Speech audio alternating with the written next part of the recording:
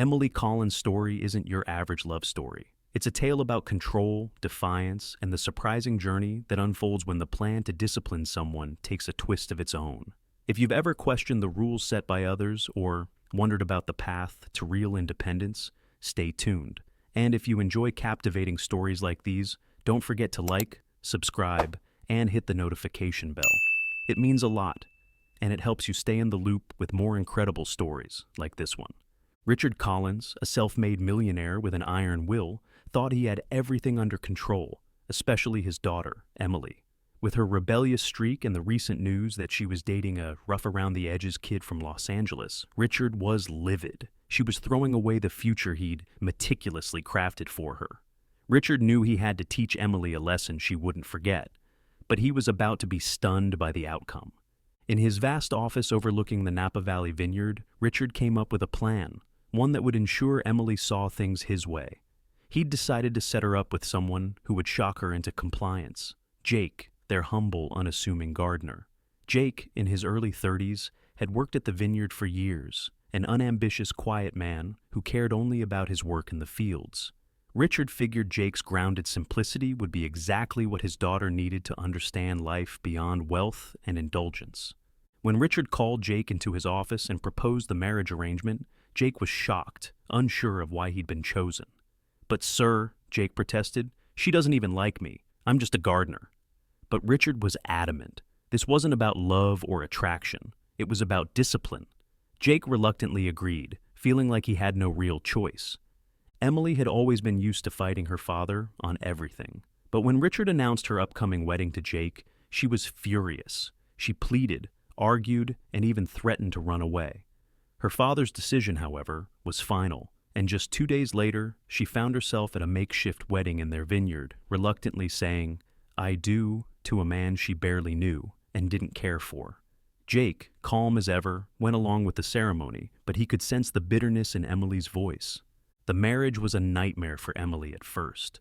The spacious mansion she'd grown up in felt worlds apart from the modest guest house where she and Jake were forced to live as husband and wife. Their interactions were cold, formal, and uncomfortable. Emily's anger toward her father simmered beneath every interaction with Jake, and she made no effort to hide it.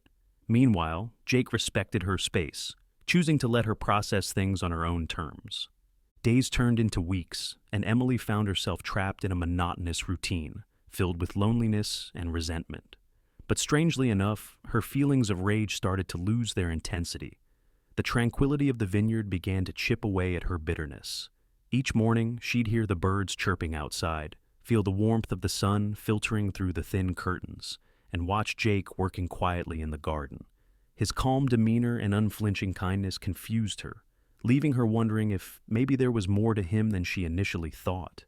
Jake's life was built around simplicity and finding beauty in the little things. He'd spend hours tending to the garden, his hands moving with care and patience. Emily found herself watching him from a distance, puzzled by the contentment he seemed to find in such a humble task. When she finally asked him if he ever wanted more from life, Jake's response was simple. "I like knowing that I'm helping something grow. There's satisfaction in that." Emily couldn't understand it. Life, in her eyes, was about glamour and excitement, not tilling soil and watering plants.